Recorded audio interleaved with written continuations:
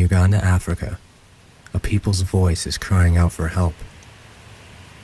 This is the story of responding to that need. This is the story of answering the cry of injustice.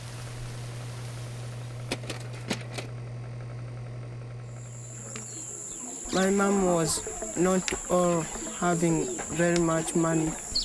She told me that my father died in a war, and I became sad, and we had nothing to eat. She gets food from friends. She doesn't work, and even no school fees. And afterwards, my mom died.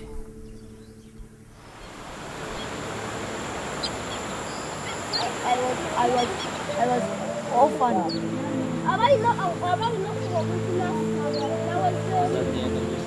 What? No. As you take a bus ride through Kampala, Uganda, through the crowded intersections with no traffic lights, past thousands of vending shacks, you emerge out onto the open dirt roads, and soon you arrive at Uganda village.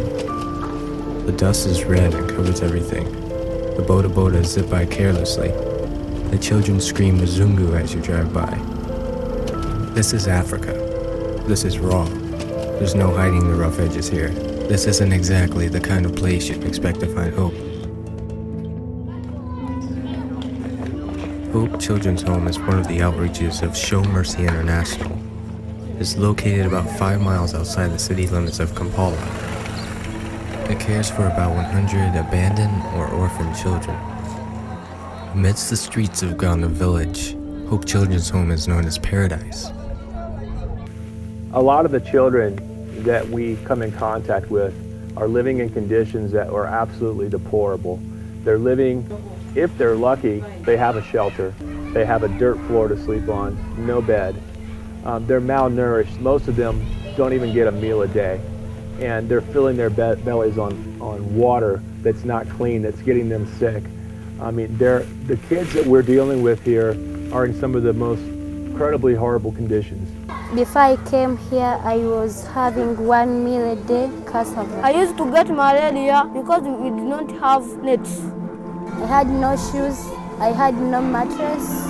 I had to work on empty stomach. Then those stepfathers and stepmothers started to mistreat me, denying me food and shelter, leaving me outside at night. I was sleeping under the trees, beating me and howling, having nothing. I had no hope, no future. I was just praying to God just to take me. And I was upset. And I said to myself, God, why am I suffering like this? Then I was saying to myself, why am I suffering like this? I have no school fees. I was going to school, but they was not paying. And in the whole class, the headmaster would come and say that, Amim, you stand up and go out. Of all the tragedies occurring in Africa, the AIDS pandemic, the violence, the famines, nowhere is the aftermath more apparent than at an orphanage, such as Hope Children's Home. These are the faces of children who have watched their families cut down by machetes in front of them. These are the faces of children who are abandoned and thrown into pit latrines. These are the faces of the forgotten. Uganda is an unforgiving place for the weak and for the poor. There's no safety net here. The regard for human life is sometimes trivial. The needs here, the extreme scope of the hardships is overwhelming. But this is nothing new to our ears. For years we have been inundated with the bleak and hopeless news reports from Africa. The famines, the ravaging effects of the AIDS virus, the civil wars, the mind-boggling bloodshed. But amidst all these hardships, we began to wonder, is there any hope to make a difference in Africa?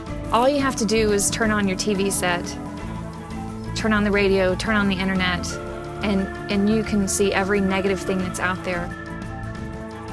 The numbers just seem so huge.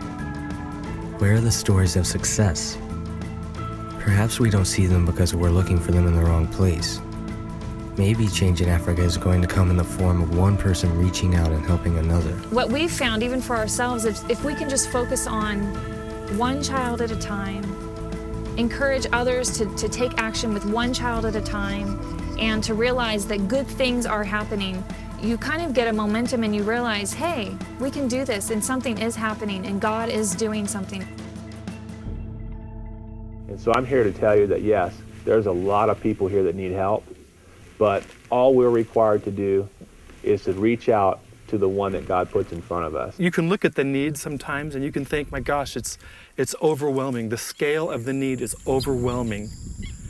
But you're making a difference for this one, and making a difference for this one, and making a difference for this one.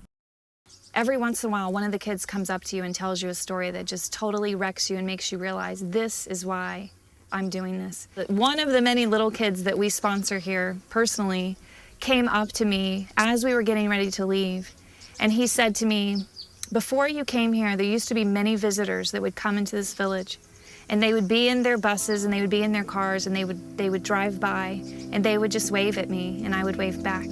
But he said, you were the first visitor that ever stopped. You were the first one that ever came up and gave me a hug. You were the first one that actually took time to talk to me, to try and communicate with me. And then he said, not only that, before you came, I was living in the dirt, and I had no clothes, and I had bugs under my fingers and in my toes because I was digging for food. But you've taken me in, and you've given me a bed, you've given me clothes, you've given me food, and best of all, you've given me love.